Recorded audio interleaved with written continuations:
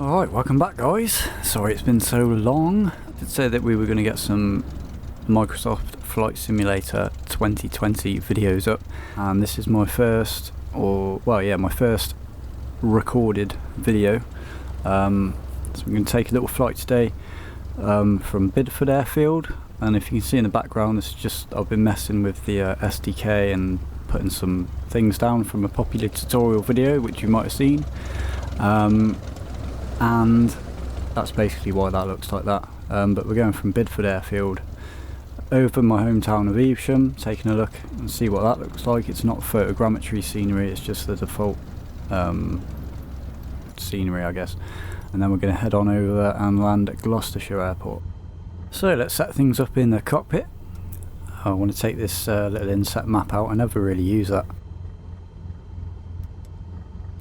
And set our wind option. I don't think I had live weather. It's still playing up. It either doesn't show up or you just get lightning everywhere. So on the map here, that's Evesham and that little loop of the river Avon. So it's pretty much a straight flight. Over there we'll be doing a couple of circles around, having a look what the scenery looks like, and then going off onto Gloucestershire over Bredon Hill. So setting up our autopilot. It's a nice little trick I learnt from the Microsoft Flight Simulator community on Facebook. You can actually set, now you probably know this if you're used to flight simulators, or the Cessna at least, that you can set your autopilot vertical speed before you take off, and then when you click autopilot when you're in the air, it just sets in right away. If you don't do that, I noticed I was having the problem that you would just dive at the ground until you managed to get the vertical speed up, or the nose up, and then you'd have to really struggle while you were fighting with the wind or turbulence or whatever to hit it. So that's a really cool little trick. So just checking everything is finalised here. I've got it in widescreen. Let me know if you like that or not, otherwise I can take it off. The reason is I forgot to take off the recording of the GeForce Experience, or Shadow Play, whatever you call it these days, off. So that was on there, as you can see. Quite, I don't know, it annoys me a little bit because I forgot to do it, but you know, never mind, I'll learn for the next video. Alright, let's give it a quick check around the aircraft, make sure nobody's about.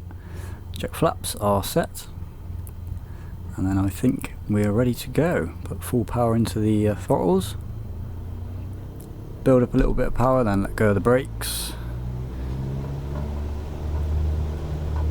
Now when I'm recording, I'm not sure how this is going to come through after I've scaled it up to 60 frames a second when I export this video, but I was getting quite a few jitters and bugs while I was jitters and a bit of lag when I was recording this.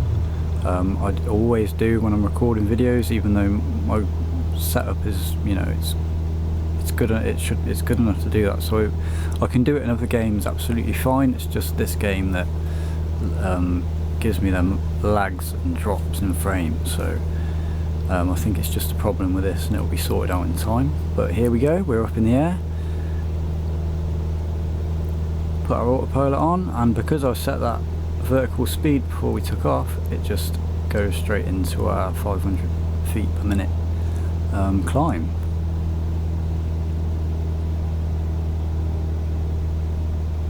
So we're just going to cruise in. I absolutely love the scenery in this game. It is just absolutely spot on. This is default, you know, not photogrammetry or anything, just Bing live maps data. No air traffic control, don't even have any weather in the sky because I wanted to just have best visibility really. And we're only going up to 1,400 feet today, and even from that height it looks brilliant, I think. I'm really liking this flight simulator. There's a few bugs, a few new bugs being introduced every time it's patched seemingly, but they get hold of them, you know, they sort them out a majority of the time, so it's looking really good. One thing that I can't wait for is replay mode. I really can't wait for that. Definitely when that comes out, there are going to be some much better cinematic videos from me, I'm sure. You know, landings into places. Oh, I'm going to make such good videos when that's about, guys. I think that is in the prototype phase, so they'll probably be bringing that out in a few updates time, possibly. The fewer amount the better. So just approaching Evesham now. That's the bypass, and that is the River Avon, and it's absolutely spot on, guys. It's, you know, this is my town, apart from the buildings, obviously. If it was, I don't think my town is photogrammetry on Bing Maps anyway, so, or on Google, so that's not available yet. But as for, you know, at this height, the representation is really good. Definitely better than anything I've played before. So where are we looking at now? This is the coming over into Hampton area. Of course, if you don't know this, if you don't know this area of England, then you won't know where I'm on about, but I can assure you that this is very accurate. You've even got the caravan sites down by the river, and then we've got, this is Hampton, and we've even got, I don't know if we see it on this fly pass, but we certainly will see it on the next one if not. There's a new housing estate being built, and you can tell from that when these pictures were taken, and it was very recently, within a year. So that's really cool as well. And obviously when the pictures are updated online, they update on the game as well, so you get up-to-date scenery all the time, which is absolutely brilliant. Where are we flying over now? I've lost track of where we are. Is this the hospital?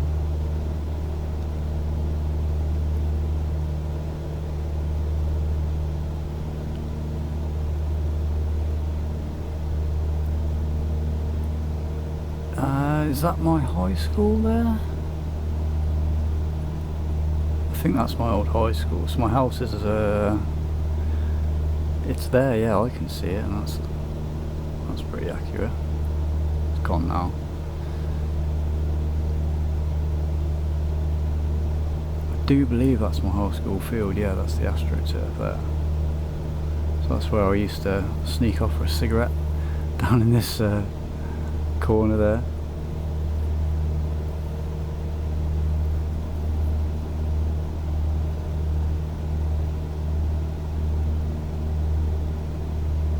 It's just so nice to be able to fly over this so accurately. So heading down over Port Street now, yeah, into the town centre.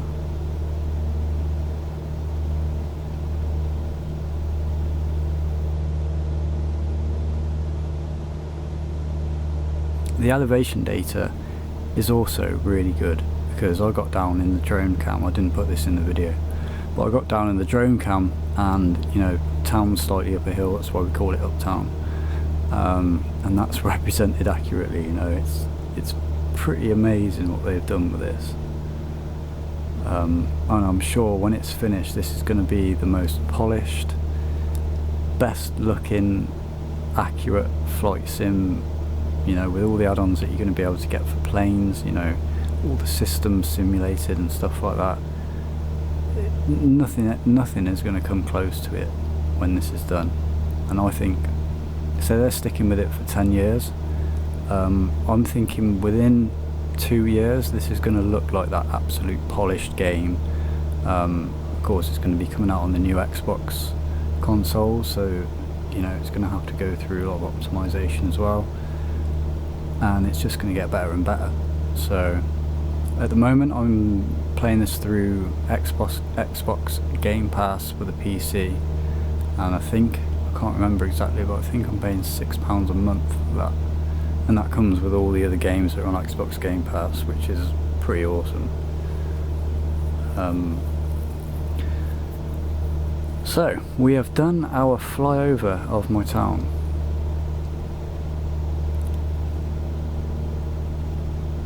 And now we're just setting up the GPS, the Garmin, to set us on a direct course straight to Gloucester Airport.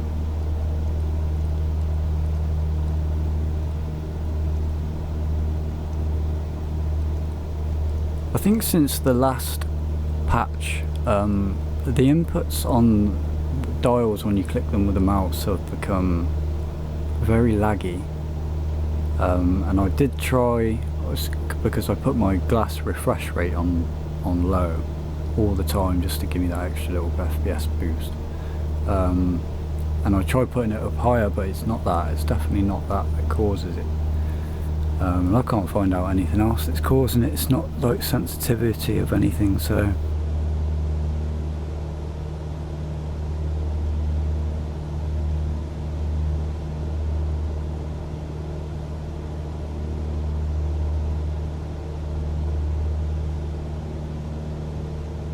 As you can see, we're getting a little bit of, or hopefully you can't see, but we are getting some lag and some frame drops, and it's not particularly detailed areas, and it doesn't seem to happen. It's very inconsistent. I could be flying over London with building density or whatever it is, object detail on ultra, and it's absolutely smooth, 45 frames a second, but as soon as I start recording, it drops. And sometimes when I'm flying over an area like this, or an area where it's literally just the photo scenery and there's no trees or anything about, no auto-gen scenery, it can lag, or another day it can be 50 frames a second or 60 frames a second. I've even had it go as high as 70 frames a second and be absolutely smooth, like not drop a frame the whole flight. Yet other flights are kind of just unflyable because of the frame rate, so a bit weird, but I'm sure that'll be sorted out in time. So we're heading over to Gloucester. I think we've gone over Bredon Hill, have we already? Let's have a look outside.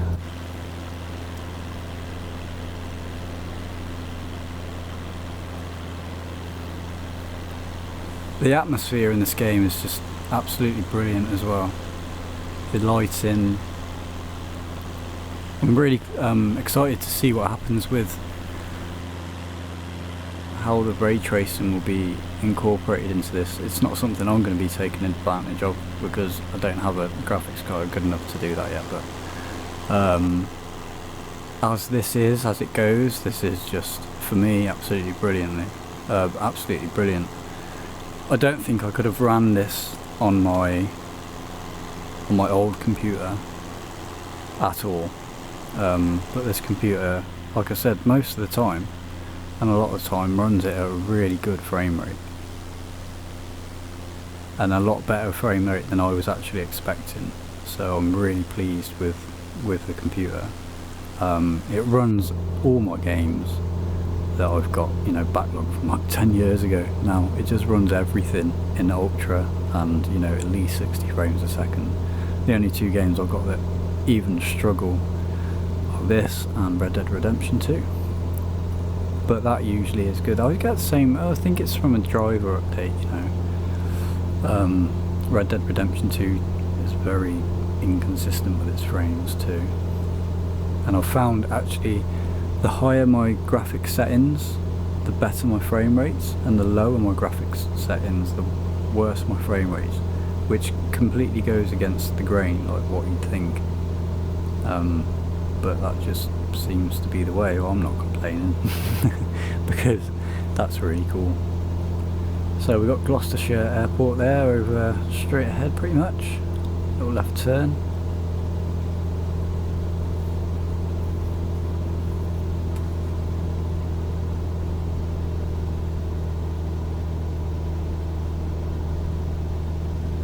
always do these checks with traffic because I'm so used to flying with traffic on, but that's another thing that actually impacts the frames on this as well for me. And it's not the same with everybody. Everyone's system's different, so everybody gets a little different problem here and there. But yeah, I've had to have it turned off. Actually, I think it is actually turned on, I'm not sure, but it's just not showing up for whatever reason. Okay, so turning on to final, not bothering to go around the pattern. Just gonna want to fly straight in. Nice little, very shallow turn going on.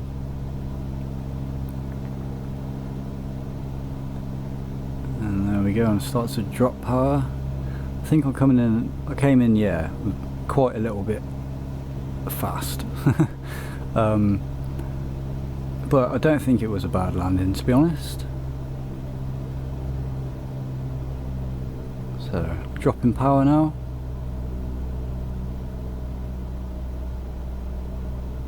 And this is why I can't wait for the replay mode, because right now I want to be looking out the wing, getting that shot of the landing, or a shot of the landing from the end of the runway, to see how the approach was, because I think this was quite a nice approach. And it's just a little bit deflating when it's all over that you can't, if you're like me, you love to go back and look at the replay and see how you landed, and that's really the only way to know. You know, does your approach look right from the ground? It's just a satisfying thing to have. I think I'm actually a little bit low here. Reduce power a little bit more. Nice steady drop a little bit. And drop, I think I dropped power way too late, because I was coming in way too fast here. Should be about 65, if not less, and holding it off. It wants to float down, quite a hard landing. And my rudders, if you're playing on Xbox controller, which I am at the moment, because I haven't got a yoke yet, there's no way to change the sensitivity of the triggers unless you bind them to either the view key or what you would use for the ailerons. So it's a bit annoying. You have to get used to it, and you really can't put any sharp pressures down, otherwise your aircraft's going to go mental. But there we are, we're down, taxiing into parking position, and this is Gloucestershire Airport. And I think it's quite an accurate representation of it too. This is just like the default. I did buy Orbex scenery for Great Britain. Oh God, what on earth was it called? Great Britain South or something like that. And from what I can remember, this is exactly where I used to park up, turn around and taxi to the runway. So that was my little depot airport. And that is the end of the flight, guys. So I hope you've enjoyed that. I'm definitely going to do some more. I want to do a flight around the world, but everybody's doing that at the moment. And when my mate said to me Flight Simulator 2020 was coming out, that was my first thing. I was like, flight around the world. But I'm definitely going to do some flights around some interesting locations, and probably do some like little history lessons. Oh God, that is so annoying. Thank you. Yeah, not lessons, but like little history segments, or you know, interesting facts about places, fly around them, volcanoes, you know, whatnot, because there's loads of stuff you can go and do. Well, that's it now. Shut down the engines, let's take a look outside, and like I say, I hope you enjoyed that video. Subscribe if you want to see some more, leave a like if you want, that really helps, and I'll see you in the next one, guys.